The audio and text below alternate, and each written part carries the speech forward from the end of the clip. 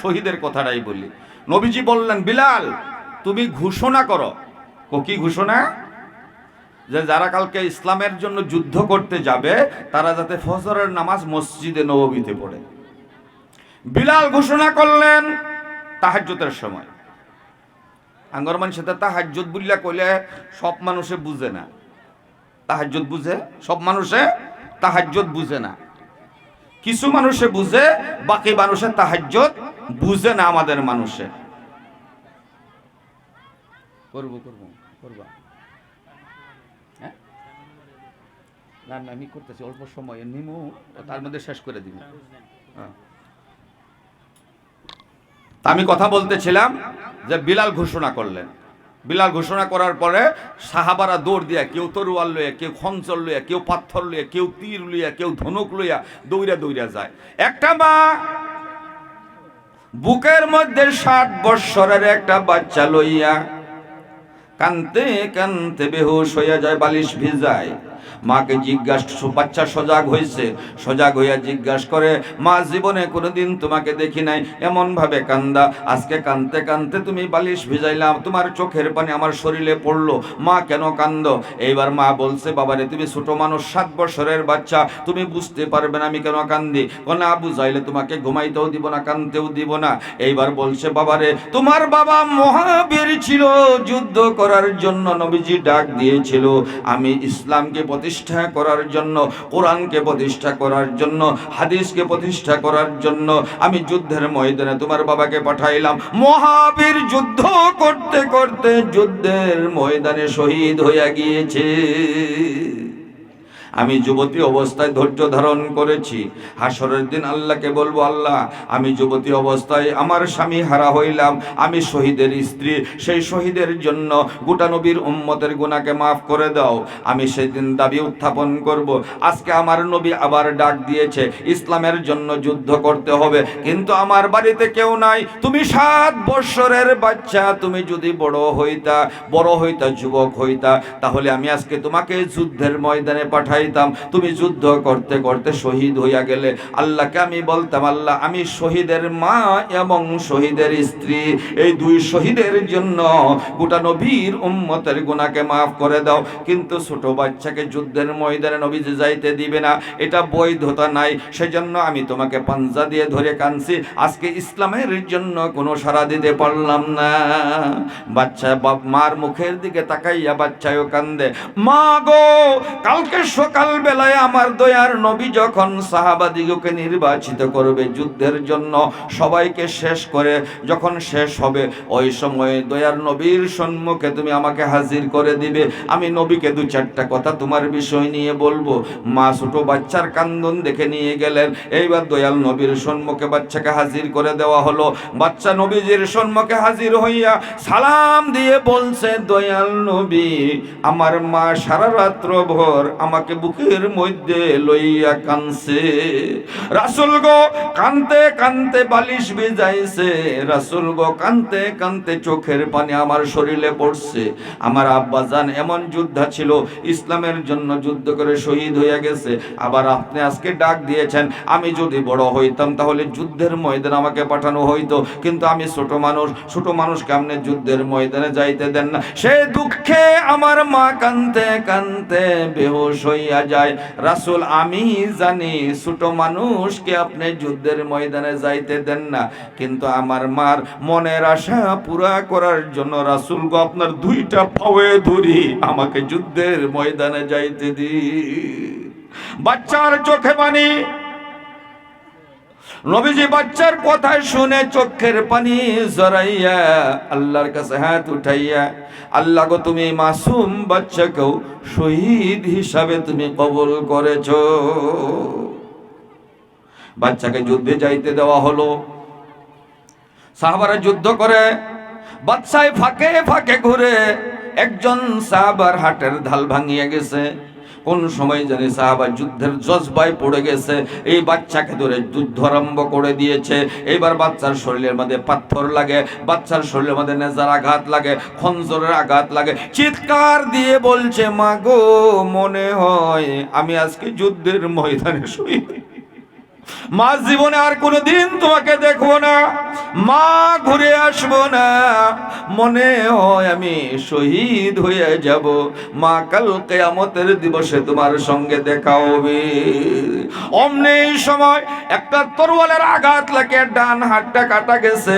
বাচ্চা বলছে, মা গো, তোমার খুশির জন্য আল্লাহর কাছে আমি ডান হাতটা শহীদ করে দিয়েছি, মনে হয় অল্প কতক্ষণের ভিতরে আমি শহীদ হয়ে যাব। মা মনের মধ্যে আশা হইল কাল কিয়ামতের দিবসে যাতে তোমার কোলে উঠে আমি জান্নাতে যাইতে চাই। মা গো, তুমি দয়া করে ধৈর্য ধারণ করিও মা। অমনি সময় একটা নিদারুণ তীর বুকের মধ্যে লাগছে, পিঠ দিয়ে বাহির হয়ে গেছে। আল্লাহু আকবার বলে বাচ্চা শহীদ হয়ে গিয়েছে। যুদ্ধ শেষ হওয়ার পরে সাহাবারা যখন শহীদের লাশ নিয়ে আসে, ওই মা দুঃখিনী দৌড়তে দৌড়তে আসছে, আসিয়া বলছে, ও আমার সাহাবারা, আমার রাসূল ভালো আছেনি? সাহাবারা বলছে, রাসূল ভালো আছে, কিন্তু তোমার মাসুম বাচ্চা যুদ্ধের ময়দানে শহীদ হইয়া গিয়েছে। এবার বাচ্চাকে মার কোলে দেওয়া হলো। মায় যখন বুকের মধ্যে লইয়া তীরটাকে টান দিয়েছে, কলিজার টুকরা বাহির হইয়া কলকলাইয়া রক্ত যখন ঝরে বুকের মধ্যে পাঞ্জা দিয়ে, আল্লাহু আকবার, বাবারে তুমি আমার মনের আশা পুরা করে দিয়েছো। মাহতারাম আজিজ ও দোস্ত, কোরআন এমন ভাবে প্রতিষ্ঠা হয় নাই, নামাজ এমন ভাবে প্রতিষ্ঠা হয় নাই, হাদিস এমন ভাবে প্রতিষ্ঠা হয় নাই। এক একটা কোরআনের আয়াতের জন্য হাজার হাজার সাহাবা শহীদ হয়ে গেছে, গলা কাটাইয়া দিয়েছে, হাত কাটাইয়া দিয়েছে, বিধবা হয়ে গেছে, খানা খায় নাই, একদিন না, 2 দিন না, 10 দিন পর্যন্ত খানা খায় নাই। খাওয়ার উপর খাওয়া, কাপড়ের উপর কাপড়, তারপরেও বলে আল্লাহ আমাদেরকে কিছুই দেয় না। আখেরি জামানায় এক একটা সুন্নত জিন্দা করলে এমন 100 শহীদের সমতুল্য সওয়াব দেওয়া হবে। নবীজিকে বলা হলো, নবীজি বললেন, সাহাবা তোমরা যুদ্ধে যাইতে হবে, রাজি আছো? সাহাবা আল্লাহু আকবার। সাহাবা দাঁড়াইছে, যুদ্ধে যাবে। সাহাবাদের মাথার পাগড়ি ছিঁড়া, পাঞ্জাবি ছিঁড়া, পেটটা পিঠের সঙ্গে লেগে গেছে, গাল ভাঙিয়া ঢুকছে, শরীরে শক্তি নাই। একজন সাহাবা থরথর করে কাঁপতে কাঁপতে জমিনের মধ্যে পড়ে যায়। নবীজি তাকে ধরলেন, ও সাহাবা, তোমার কোনো মির্গি বেমার আসেনি? সাহাবা বলছে, রাসূল, কোনো মির্গি বেমার নাই। যেদিন আমি শুনছি we have heard about the নবুওয়াত, নবুওয়াতের বিষয় নেই, যেদিন শুনলাম that almighty lord has revealed the holy Quran upon the best prophet মুহাম্মাদুর রাসূলুল্লাহ সাল্লাল্লাহু আলাইহি সাল্লাম থ্রু দ্য বেস্ট এঞ্জেল জিবরাইল আলাইহিস সালাম ইনটু দ্য গারি হিরা, ফার্স্ট ভার্সেস ইকরা বিসমি রাব্বিকাল্লাযী খালাক, be read by the name of your creator. এই কথা যেদিন শুনতে পাইলাম, আপনার উপর আল্লাহ নবুয়তি দান করেছেন, কোরআনে কারীম জিবরাইলের মারিফত অবতীর্ণ করতেছেন, ওই দিন থেকে বিবি সাল্লাম, বাচ্চা সাল্লাম, ঘর সাল্লাম, সবকিছু সাল্লাম। কিছু খেজুর নিয়ে আসছিলাম, কিছু পানি নিয়ে আসছিলাম, রাসূল খেজুর পানি শেষ হয়ে গেছে, এখন ভুকের তাড়নায় থরথর করে কাঁপতে থাকে। রাসূল কোরআনের আয়াত একটা অবতীর্ণ হয়ে যায়, সেই কোরআনের আয়াতটা পড়তে পড়তে আরেকটা কোরআনের আয়াত অবতীর্ণ হয়ে যায়, আরেকটা আয়াত পড়তে পড়তে আরেকটা অবতীর্ণ হয়ে যায়। এমন করে করে রাসূল, কি হয়েছে হুজুর? কিন্তু সামনে দাওয়া করলে জানুন না, আলাপ আলোচনা করলে এক একটা আয়াত অবতীর্ণ হয়, আমরা মুখস্থ করি। যুদ্ধে যাইতে হয়, আমরা যাই। নবীজি বললেন, তাহলে তুমি যুদ্ধ কেমন ভাবে করবে? বললেন, ইয়া রাসূলুল্লাহ, একটু যদি থুথু নিক্ষেপ করে দেন, একটু দোয়া করে দেন, মুহাবিরের মতো যুদ্ধ করে ইসলামের ডঙ্কাকে জয়ী করে আসবো। কোন সুবহানাল্লাহ! ইমানের শক্তি দেখছেন? খানা নাই, পেট শুকনা, মুখ শুকাইয়া গেছে, জিহ্বা শুকাইয়া গেছে, মাথার পাগড়ি ছিঁড়া, হাতে তরোয়াল নাই। তারা বলছে, রাসূল, আমরা যুদ্ধ করে ইসলামকে প্রতিষ্ঠা করব। সাহাবায়ে কেরামকে নবীজি বললেন, দান করো। ল্যাংরা সাহাবা, হাত একটা নাই, মুখটাও বেকা, পাউডাও বেকা, ল্যাংরে ল্যাংরে ইহুদির বাড়িতে গেছে। ইহুদিকে বলছে, ইহুদি ভাই, আমাকে কিছু কাজ দেও করার জন্য, তোমরা যা মজুরি দিবে তাই আমি নিব। ইহুদি বলছে, তুমি ল্যাংরা মানুষ, কি কাজ করবা? খেজুরের বাগানে গহীন কুয়া, সামরার বড় বালতি, নারকেলের রসা, এক বালতি পানি উঠাইয়া খেজুরের বাগানে যদি ঢালতে পারো, 10টি করে খেজুর তোমাকে দেওয়া হবে। সাহাবা রাজি হয়ে গেছে। 10টা খেজুর খাইলে একজন সাহাবা একদিন যুদ্ধ করতে পারবে। এইবার বালতি বানিয়ে পানির রসার মধ্যে কুয়ার মধ্যে যখন বালতি ভরাইছে, এক হাতে টান দিয়ে বালতি উঠাইতে পারে না।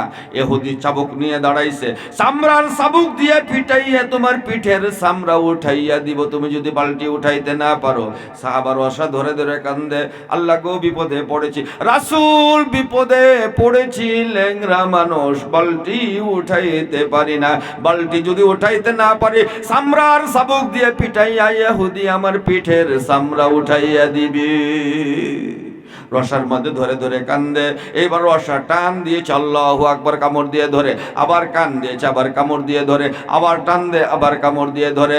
এইবার এক বালতি পানি উঠাইছে। ইহুদি 10টা খেজুর দিয়েছে, এক বালতি পানি উঠাইতে দাঁতের গুড়ার থেকে রক্ত আরম্ভ হয়েছে, জিহ্বা থেকে রক্ত প্রবাহিত হয়, ঠোঁটের থেকে রক্ত ঝরা শুরু হয়েছে।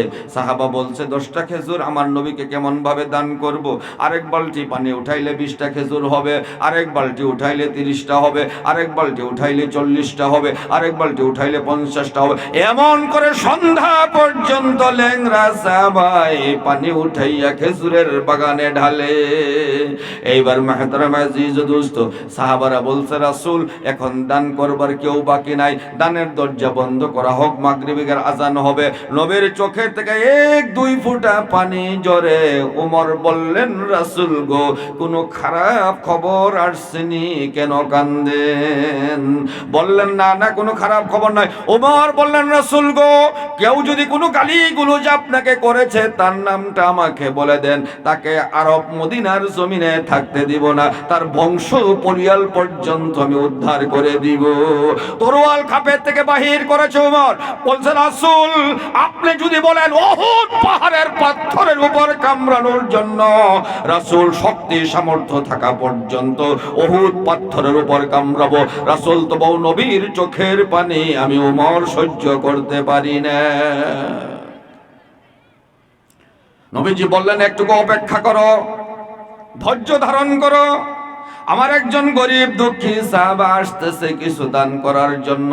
রক্তে রঞ্জিত হইয়া বুক পর্যন্ত রক্তের জমাট হইয়া গেছে, আওয়াজ দিতে পারে না। দূরের থেকে বলছে রাসূল দানের দরজা বন্ধ করিও না, আমি গরিব দুঃখী আসতেছি।